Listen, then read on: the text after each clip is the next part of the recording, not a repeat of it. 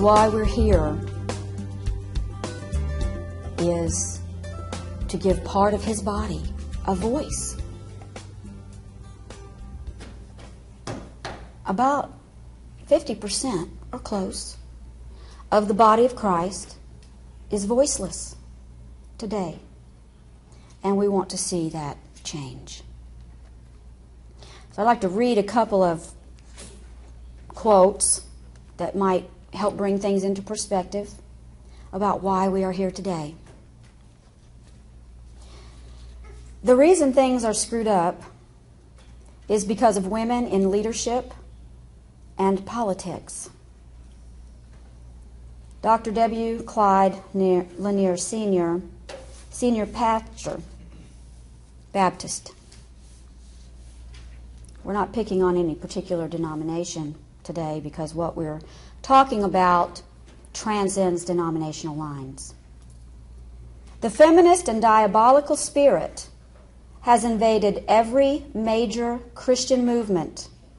Their goal is to place women right beside men in administration, decisions of doctrine and practice, superintendent responsibilities. They would rather the church cease to exist than to fail their goal.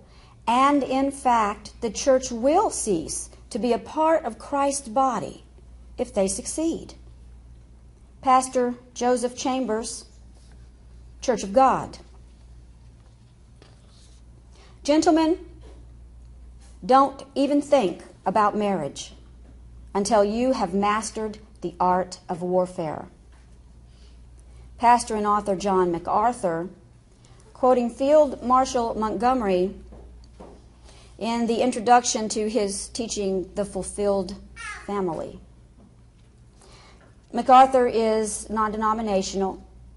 He serves on the board of reference for the Council on Biblical Manhood and Womanhood. We'll be talking about the council as the day progresses. The young man who pursues marriage enters a foreign land where he wages war.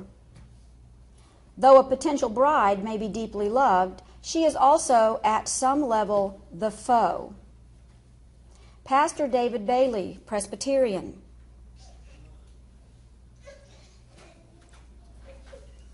At weddings, soft words and vibrant colors disguise a bloody truth. The wedding ceremony is really a mini Versailles, an appomattox in a nutshell of capitulation and triumph, the victory song of groom over bride. Also Pastor David Bailey. I am Southern Baptist, and until about 10 years ago, I said that very proudly. However, I am still Southern Baptist, and I suppose I always will be, and I hope that one day again I will be proud to say that I am Southern Baptist. Anyway, this man wrote on my website, and he asked us, why are you dragging out the Danvers Statement on biblical manhood and biblical womanhood? That's 22 years old. I told him it was new enough for Southwestern Baptist Theological Seminary in Fort Worth, Texas, to adopt it as their statement of belief only 9 months ago. And what I tell some of the people in the letters that I write is what they didn't know is that they stirred up the anthill.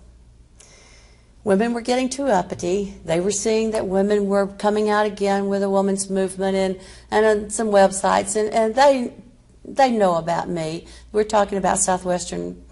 I don't want to pat myself too high on the back, and am not, but I did work for Baptist General Convention of Texas, and Southwestern Baptist Theological Seminary is in rock throwing distance of that. And so I send all of these things to those people. I send my emails. I'm not a respecter of person. I'm an equal person. And so I let them know also of what we believe, because we're Baptists. I am Southern Baptist. They are too. So I let them know. And so they began to feel that women were getting stepping out of their place.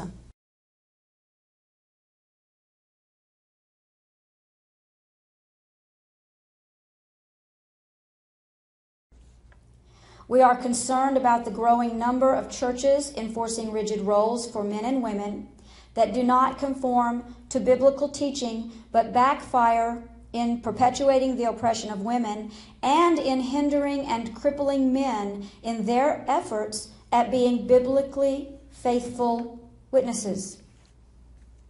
There are many good men that love their wives and they love their families. They're involved with their families. They don't see that I'm up here and you're down there. They don't see a hierarchy in this wonderful love relationship that they have with their families as they obey God and love their families. But they are told by wicked men, and I say this without apology, they are told by wicked men, you are a wimp. You are passive. Your wife is usurping. She's trying to dominate you. And if you're a real man, you're going to take your place. And you're going to be the leader of your family. Now that's wicked. There are men, God isn't telling them to do that. They're just loving their wives as Christ loves the church. But they're being shamed into adopting a theology that they don't even agree with. A couple of months ago, was it, Shirley? The Southern Baptist Missions Board, the International Missions Board, celebrated, I'm going to say celebrated, I say that kind of facetiously, the 7th anniversary of the day that it was 43 missionaries either resigned or got fired because they would not sign that they agreed with the Danvers Statement. Now, we're talking tenured missionaries. We're talking people that love the Lord. They had spent their lives 20, 30 years. One missionary had been on the foreign mission field for 35 years. These people are out there internationally. They're in these cultures winning souls, starting churches, making disciples, doing the work of the ministry, men and women. And all of a sudden the mission board says, you need to sign this statement. It was the Baptist Faith and Message 2000, which says has the same language. Okay. The Danvers Statement has. Okay. And it's based on the Danvers Statement. Yes. That women cannot pastor. Women cannot be in the leadership positions. And if you don't sign this statement, you're not going back. They come home on furlough. You're going to sign it or you're not going back to your mission field. I don't know about her. Dr. Sherry Clouda. Oh, yes. Tell her. Oh, tell. Come here. You tell. I want to talk into the mic for the. I have nothing to say. Dr. Sherry Clouda was an esteemed professor of Hebrew at Southwestern Baptist University or Seminary in Dallas, and she had an excellent CV. Excellent experience, no problems, except that she was a woman and she was dismissed from her position because she was a woman and could not teach Hebrew.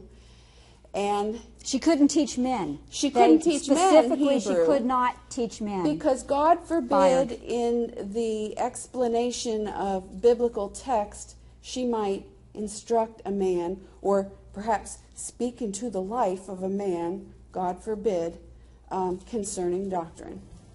And thank you. So these are the things that are happening. These are the consequences that are happening. Many of these missionaries went ahead and signed that statement, although they did not agree with it, the Baptist Faith and Message 2000, because they said, we're not giving up our life's work. We have spent our life for the gospel, and we don't agree with this, but we've got a flock to take care of. That's tragic. 43 missionaries.